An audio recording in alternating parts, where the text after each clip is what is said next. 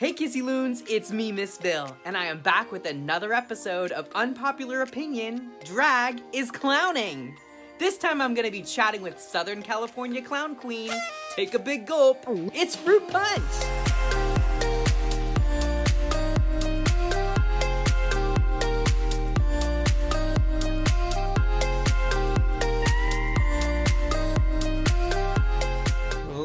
Ladies and gentlemen, boys and girls, the circus is in town. It's clown queen, Frute Punch! Hi.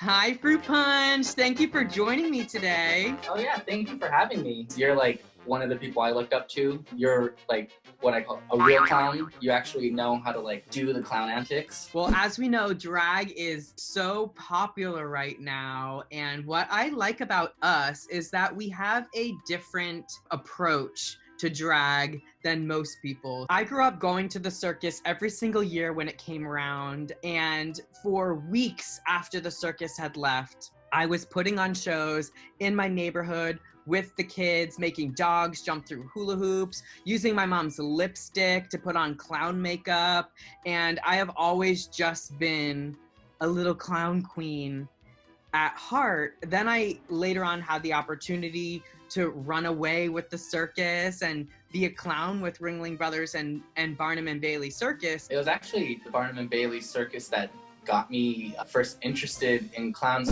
As so many of us know, the circus dismantled in 2017, and when that happened, I really felt like I lost a huge part of me, and I felt lost. I didn't know how I would continue being a professional clown when that platform was gone.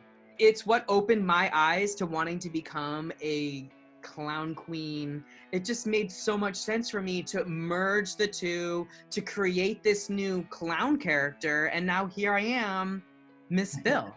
Yeah, I think it was around the time Dracula came out. It was actually like MeatBall who inspired my name, because she was talking about how she used to order a meatball sandwich at the same sandwich place every day. So they just started calling her MeatBall. And I was like watching that live stream and I was like, that's smart. That's so smart. So I like started thinking about like drink names and stuff. Frute Punch, it's my favorite drink. Do you think you might ever just do like boy clown? I've done it only a couple of times, like the nights that I'm feeling lazy. It's just like self-conscious body thing that I go through where I never really felt comfortable out of drag going to like gay bars and stuff, because I felt like everybody was just handsome and a lot more attractive and just in better shape. I grew up not really appreciating myself. So putting on clown face was like a way to disguise myself and feel blended in. But I feel sexy as a boy clown. What kind of overlap do you see between clowning and drag? The makeup and the entertainment aspects are like, for me, the two biggest things that stick out. You have an audience, you want to make them happy, you want to make them feel a certain way, you want to make them sad, you want them to feel something. And I feel like drag entertainers do the same thing, where it's like you walk into the room and when your number starts, it's like you want, at least for those 3 minutes, to hold everyone's attention and like to make them feel something. Like have them walk out and be like, that one queen, that was a good performance. She had my heart racing. As clowns, as queens, we are making people feel emotions, and they are watching these emotions play out on stage. And the thing that I love about drag, which is so similar to clowning, is that we are a parody of human nature. And I love being able to put myself in this vulnerable place where I can sort of work out the insecurities that I have. Like, for instance, I'm short as I am 5'2", and that has always been either an advantage for me or a total disadvantage. And when it comes to drag, it doesn't apply. You are very tall though. When I saw you bouncing on that ball, you were at least 6 feet or above.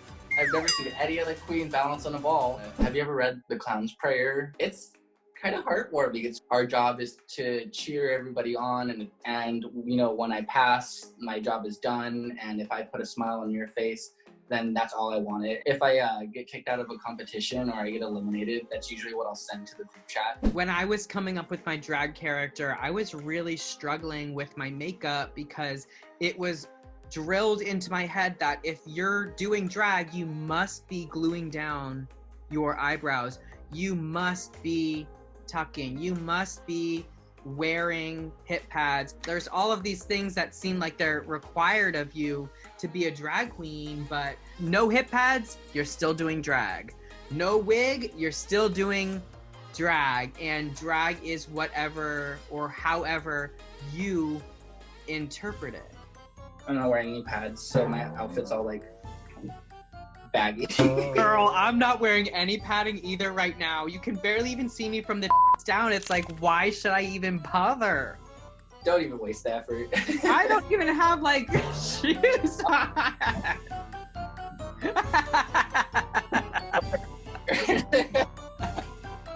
I love it. I love it so much. I think in terms of innovation, fashion design, creativity, makeup, drag queens take stuff from clowns. And actually, when I first started doing my clown face was right around the time that the first It movie was coming out. So all the clown scares were happening. So I almost didn't do this because I was afraid of going out in public to a bar and getting jumped. I'm not a scary clown, I'm just a drag queen. And I'm like, oh no, then they're gonna beat me up more. I've had somebody like, usually if I see a clown, I punch him and I run away. But you're pretty and I wanted to say hi. And I'm like, please don't hit me. Like, that's so uncomfortable to like come up to somebody and tell them. Clowns and drag performers have a lot of the same obstacles and hurdles that they have to get around and over. And it's just that there's a lot of stupid people out there. And by putting yourself out on stage, you're putting yourself in the position to invite these people to interact with you. And so we have to be extra strong at who we are, so that way when these are approaching us, it's not actually chipping away at who you are at your core. It's really only your drag character, because at the end of the day, we get to take all this stuff off and we get to still be that boring ass person that we are before we put all this shit on. Yeah. But they're saying those negative comments to your character, and it's just amazing and so liberating to be able to just take this off and not let any of those comments affect you.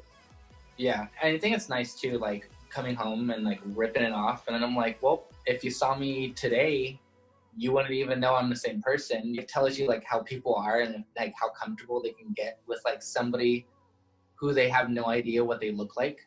And they're like, well, I'll probably never see you again because I don't know what you look like. So I'm just going to say this because I'm comfortable. And it's like, it's kind of fun, but sometimes I'm like, what are you telling me this for? Like, I don't know you.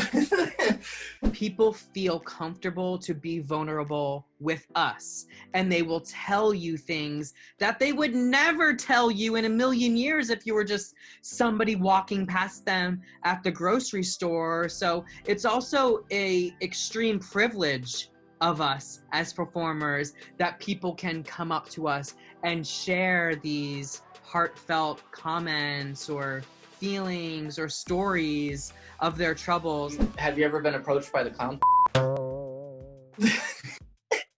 Okay, I have been approached by the clown both as a clown and as a drag queen. It's always very interesting to encounter those people, but also I try to just find that silver lining, and it's, oh, so you think I'm cute. Thank you so much. I'm shy out of drag. So like when people come up and tell me these things, I'm like, okay, what else? Like, I'm flattered, but I'm also like super like, Do you know any local queens in Southern California or anywhere around the world that you would consider to be a clown queen or king? One of my favorite clowns in LA is Krustyna Clown. She's just everything. Fantastic makeup. It's so exaggerated and larger than life. Definitely Moonshine. She is so flexible. I can't even do that type of stuff. So anybody that can do that blows my mind. Lemon Meringue, she's fantastic. Razor, she's so good with a makeup brush. It's disgusting. My drag mom, Whadamilon, she's the original clown that got me into everything. Drag king wise, Clit Eatswood, fantastic clown. They do like trippy psychedelic clown makeup. You're one of the only clown queens that I know. Really? I mean, yeah, in a way, from my experience so far with drag, I feel like I'm the stepchild because I identify as a clown queen. You don't get taken as seriously. Uh-huh. Like people, I don't know, there's like expectations. And it's weird because I feel like I never meet the expectations. But I feel like when you say you're like a clown queen, they're like, oh, so you don't know how to do like regular drag makeup. Because I think this is more colorful and prettier to look at. Okay, Frute Punch, tell my followers where they can find you on social media. Frute Punch Official is my Instagram. On Facebook, I also have a page on there, Frute Punch. I have just had such a blast talking with you. But point blank, what do you think? Is drag clowning or what? It is clowning.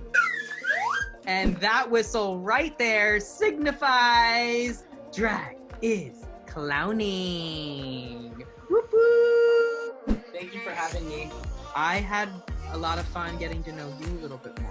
Oh yeah, you're an absolute blast. You're a ball. You're a lot of fun. Thank you, sweetheart. And you are too. That's why I had to have you be a part of this thing. I wasn't calling up somebody boring as shit. That's for sure. Bye. Okay, bye, gorgeous. Mwah. See you later. Frute Punch really made me feel at home. It is so nice knowing that there's other clown queens out there just like me.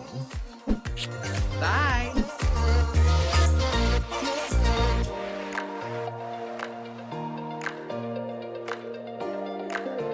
So what do you think? Is clown drag your flavor?